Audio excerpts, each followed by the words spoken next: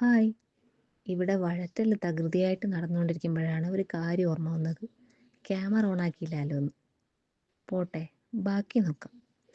എന്നിട്ടതിലേക്ക് മുളക് പൊടി മഞ്ഞൾപ്പൊടി ഇട്ട് വഴറ്റി ശേഷം തക്കാളിയും ഇട്ട് വഴറ്റുക. ഇനിയാണ് താരത്തിൻ്റെ എൻട്രി. കുക്കറിൽ മുളക് പൊടി, മല്ലിപ്പൊടി, മഞ്ഞൾപ്പൊടി, ഉപ്പ് എന്നിവയിട്ട് വെള്ളം ചേർക്കാതെ വേവിച്ച് വെച്ച ബീഫ് വഴറ്റിയ മസാലയിലേക്ക് ഇടുക. എന്നിട്ടൊന്ന് മൂടി വെച്ച് അത് പതപ്പിക്കുക.